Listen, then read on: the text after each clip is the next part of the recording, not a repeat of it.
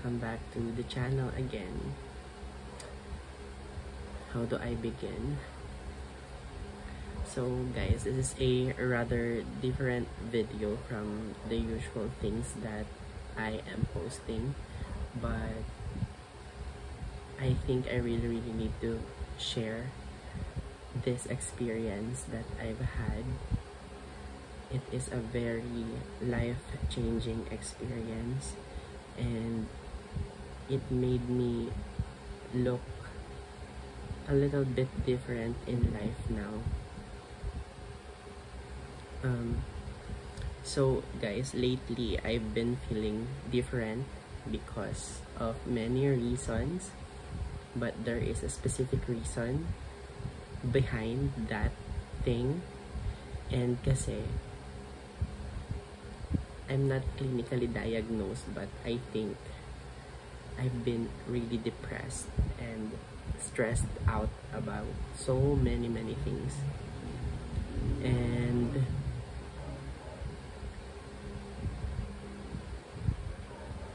I'm not talking about the reason of my being stressed or the reason behind my depression yet. Maybe that would be given on another vlog, I guess. Pero yun nga, I felt really sad, super, that I've been thinking so many things. Like, kasi I'm really an overthinker. So, when this thing happened, yung pagiging overthinker ko mas parang lumala siya. And I've been thinking about so many things na hindi pa nangyayari. And I reached a point when parang sobrang sakit na ng ulo ko. Tapos natulog ako. And then, nung natulog ako na yun, nagising ako before 1 AM kasi naiihi ako. Tapos I decided na mag-CR, syempre, dahil naiihi ako. Hindi ako nakatulog na from 1 AM. As in, hanggang sa kinaumagahan na hindi na ako nakatulog, guys.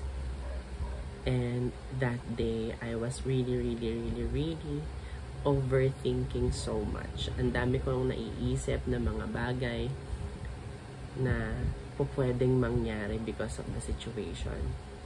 I've been thinking about my family. I've been thinking about my friends. I've been thinking about the people who cares for me. Also, sobrang overthinking na ako. I have been thinking of harming myself actually, but at least hindi siya nangyari. It just occurred in my mind, but I still, of course, love my parents. I love my friends. I love my family.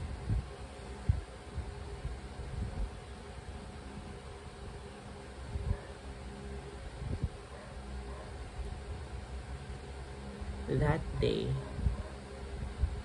dahil nga sobrang sad ako, I was thinking of hanging out with a friend. I was talking to her online, but unfortunately, meron siyang lakad that day.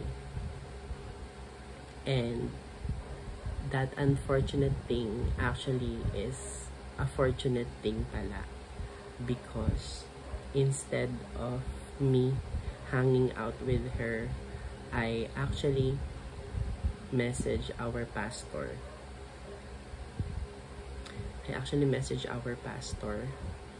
And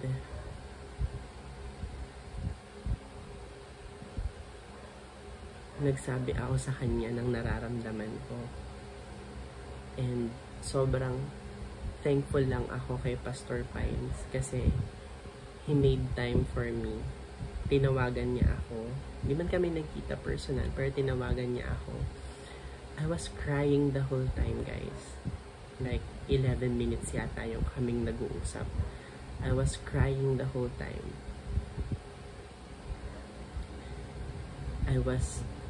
he is asking me about the situation.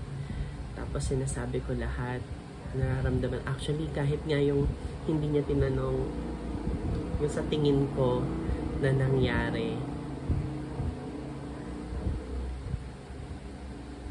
sinabi ko pa din sa kanya because I really wanted to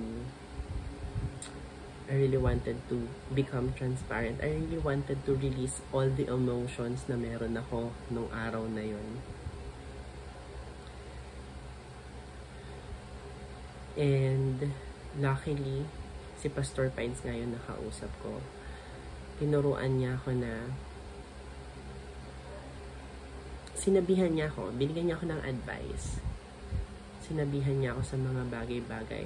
And luckily, siya yung tinawagan ko because hindi worldly yung mga sagot na binigay niya sa akin. Hindi worldly yung mga sinabi niya sa akin. And you know what, guys? After he prayed for me, gumaan yung loob ko. Actually, ilang araw na ako hindi kumakain ng maayos nun. Hindi ako nakakain. Kumakain ako sa bahay. Kumakain ako, pero para lang ipakita na kumakain ako. Actually, sobrang ang laki na ng pinayat ko. I know, baka sabihin ninyo hindi masyadong halata. Pero, kumasya na yung mga, ang dami kong pantalon na kumasya na sa akin.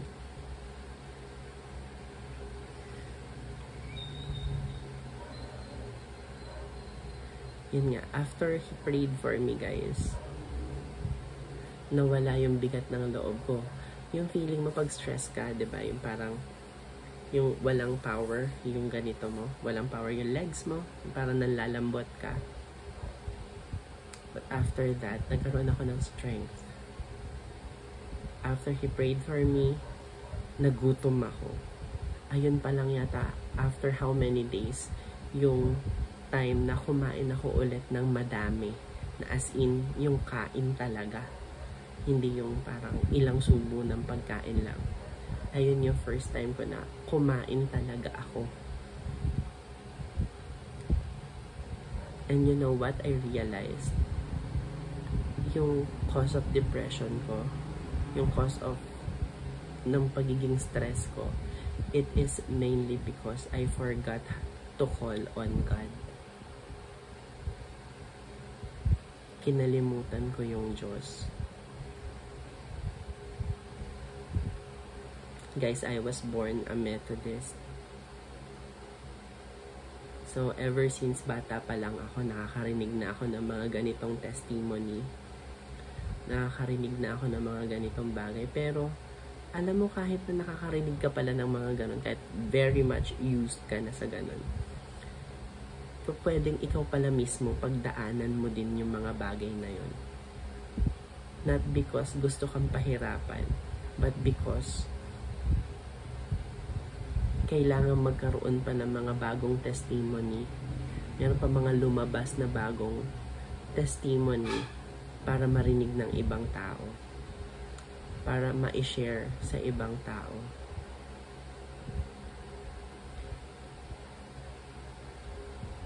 Sobrang grateful ako sa Lord kasi He made me feel again. He made me feel that I am whole again.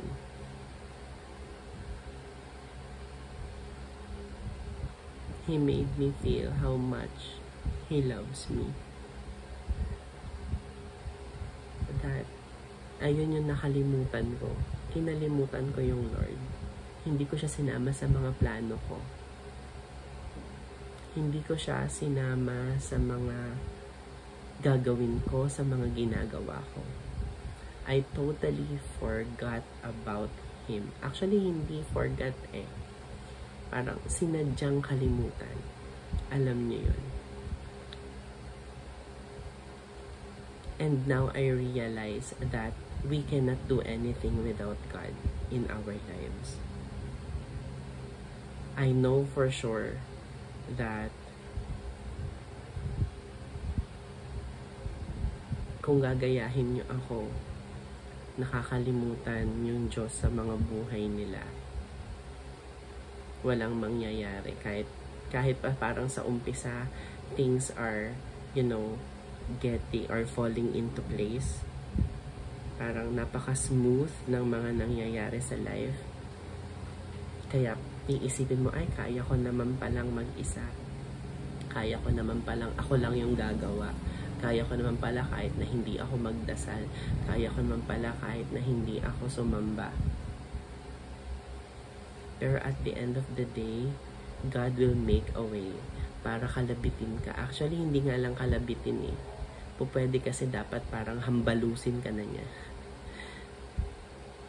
Kasi sumobra ka na. Hinalimutan mo na siya. At I'm sure that the Lord wants to have you again. I'm sure that the Lord wants to have me again. That's why ginawa niya tong nangyari na to.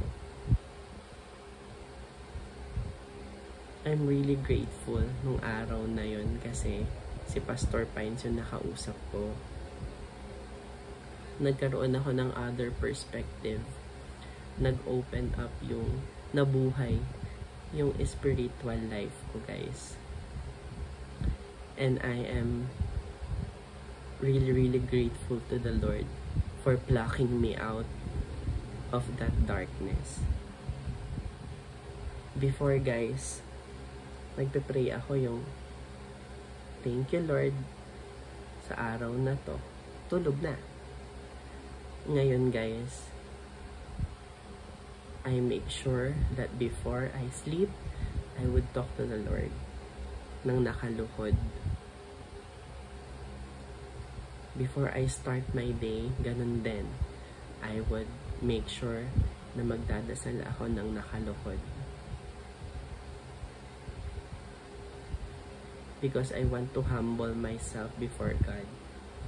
Na kahit ano pa yung marating ko, kahit ano pa yung gawin ko, mangyari sa akin sa buhay ko, walang kwenta yon kung wala naman si Lord sa buhay ko. So, right now, guys, I would like to pray for you who is watching this video.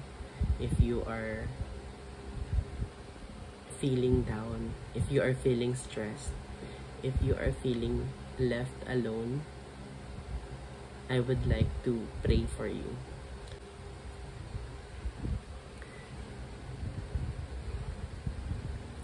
Heavenly Father, God of Abraham, Isaac, and Jacob, I praise and worship your name, Father. Thank you so much for your love. Thank you so much for your mercy, Father God. Thank you for this life, O Panginoon. Maraming salamat po. Lord, dinadalangin ko po yung taong nanonood sa video na ito ngayon. Lord, I know that you are listening to us right now. I know that you want us to come closer to you in prayer. Lord, salamat po dahil napakabuti mo sa aming mga buhay. Panginoon, alam ko na kahit ano pang pinagdadaanan namin sa aming mga buhay, Lord God, ikaw yung patuloy na magpapatnubay, gagabay, magbibigay ng lakas sa amin, Panginoon. Dahil, Panginoon, gusto niyong makakita kami ng panibagong perspective in life. Gusto niyong baguhin po namin yung mga bagay na nakasanayan namin, Panginoon, upang maitaas ang iyong pangalan. Lord God, pwede kaming magplano, pwede kaming gumawa ng mga bagay sa buhay namin na kami lang yung gagawa, Panginoon. Pero Lord, walang mangyayari sa mga bagay na iyon, Panginoon, kung hindi namin isasama, kung hindi ka namin isasama, Panginoon. Lord, gabayan niyo kami. Kayo po yung manguna sa aming mga buhay. Kayo po yung patuloy na kumilos sa aming mga buhay. Bigyan niyo po kami, Panginoon, ng lakas, ng katalinuhan, Panginoon, upang makapag-desisyon sa mga bagay na haharapin namin sa pang-araw-araw. Lord, napakabuti niyo po. At kung ano man yung pinagdadaanan, Panginoon, ng taong nakikinig ngayon, Lord God, I am praying that you will also pluck them out of that situation, Father. Because you are God, and we know that you are capable of so many things. Actually, God, you can make the impossible possible. Because with you, Father, all things are possible. Maraming salamat po. Maraming salamat po, Panginoon, sa inyong pagmamahal. Ang lahat ng ito, Panginoon, ay itinataas ko sa pangalan ni Jesus na aking Diyos at tagapagligtas. Amen. Guys, I hope that whatever it is that you are facing right now, Jesus will be with you. And I am sure about that.